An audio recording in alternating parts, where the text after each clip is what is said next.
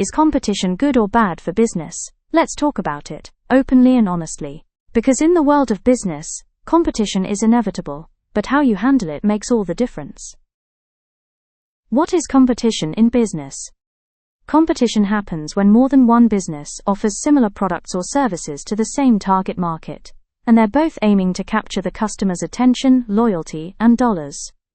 It's not always cutthroat, and it's not always bad, but it is always there. Whether you're selling candles, running a cleaning business, offering coaching, or running a lawn care service, if someone else is offering something similar, you're in competition. What does competition look like? Competition may show up in subtle or obvious ways, such as a new business popping up in your area or online, someone offering a similar service at a cheaper rate, a peer suddenly launching a product or program that mirrors yours, a business targeting your same niche with similar branding, customers comparing your offer to someone else's before deciding, you losing a potential client to a competitor you didn't see coming, someone showing up in your social media space with overlapping content. It can be healthy and inspiring, strategic and smart, or, unfortunately, shady and unoriginal. So, is competition good or bad for business? The truth is, it can be both. Let's break it down. 5 pros of competition. 1. It drives innovation. You're inspired to improve, stay relevant, and level up your offer. 2. It validates your market. If others are offering something similar, you're on the right track. 3. It forces you to define your uniqueness. Competition helps you figure out your point of difference. 4. It educates the customer. They become familiar with your type of product or service. 5. It keeps you sharp. You're more likely to stay consistent, focused, and intentional. 5 cons of competition. 1. It can create pressure and burnout, especially when you constantly compare yourself. 2. It can lead to price wars. Unsustainable pricing can hurt everyone involved. 3. Copycat behavior. Some businesses imitate rather than innovate. 4. It may stir self-doubt, especially in your early stages or slower seasons. 5. It can turn toxic when competition becomes personal or unethical. When competition gets personal and unethical. Most competition is just business. 2 or more people trying to thrive in the same space. But sometimes it gets personal and ugly. This is when someone stops focusing on growing their own business and starts obsessing over hurting yours. You'll know it's gotten personal when the focus shifts from serving customers to sabotaging you. How unethical competition may look. They talk about you behind your back to clients or mutual contacts. They watch your every move, not to learn, but to copy, mock, or discredit. They intentionally undercut you, not to offer value, but to destabilize your pricing. They try to mirror your branding, or offers just enough to confuse people. They steal your wording, and act like they came up with it. They send fake complaints or try to report your business pages. They jump on your social posts to stir drama, leave rude comments, or subtly try to redirect your audience. They pretend to be a customer just to criticize or dig for info. They DM your customers to lure them away. They stalk your pages using fake accounts, and even create burner profiles to impersonate others. This isn't competition, it's obsession. And when this happens, it's not just frustrating, it's damaging to your brand, energy, and mental health. It may seem far-fetched, but in business, it happens. Especially when you're making impact and noise. Let's be real for a moment. It sounds crazy, right? That someone would go out of their way to make business personal, to sabotage, copy, or obsess over you instead of just focusing on their own growth. But unfortunately, it happens more often than you'd think. Whether it's jealousy, insecurity, or a scarcity mindset, some competitors feel the only way to rise is by trying to tear someone else down. And when you're doing something different, valuable, or bold, you become a target. So, how do you rise above the competition? Do you fold and close up shop the moment someone copies you, undercuts you, or tries to sabotage your momentum? Or do you rise to the challenge? Because here's the truth. You don't win by playing dirty. You win by playing smarter, staying in your lane, and building something so solid they can't shake you.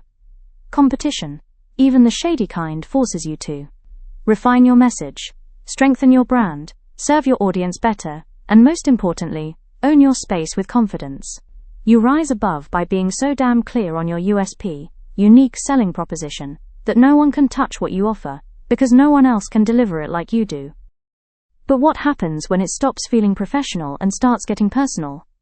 Let's talk about the part no one warns you about. What happens when the competition isn't just business anymore, but it starts creeping into your personal life? When it gets uncomfortable, when you feel watched, when your name is suddenly being dragged into conversations that have nothing to do with business, when they start involving mutual friends, family, or your online identity. When a professional rivalry turns into an obsession, and your privacy, peace, and sanity are affected. You start questioning, why is this happening? What did I do to deserve this? Do I need to stop what I'm doing to protect myself? And here's the honest truth. You did nothing wrong by showing up and building something real.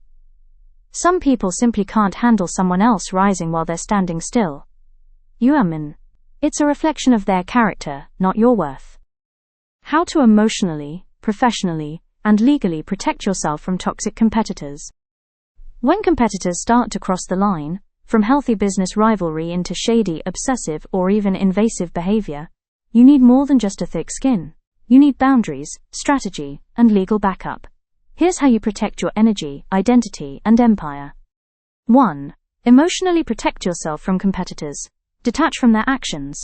Don't give your energy to petty moves, copycats, or smear tactics. Stay focused on your mission. They're not your audience.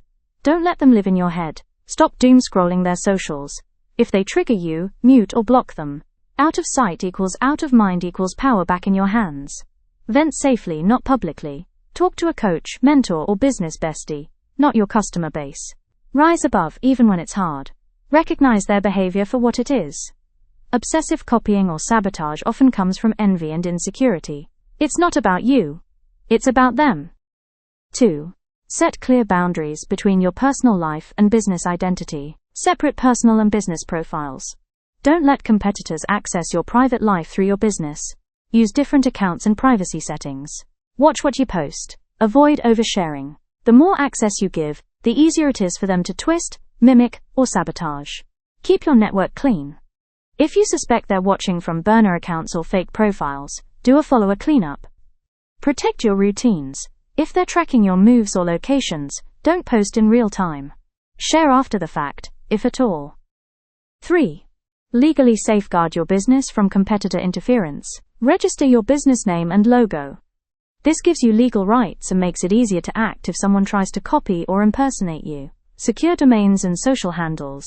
Even variations of your name. Protect them before someone else tries to. Trademark where it counts. Got a signature product, tagline, or method? Protect it so they can't replicate it. Use clear contracts, disclaimers, and policies. Competitors pretending to be clients? Terms and contracts will cover you legally. Document shady behavior. Keep screenshots, emails, fake reviews, just in case. Evidence is power. Seek legal advice early. If someone is defaming, copying, or interfering with your income, consult a lawyer before it escalates.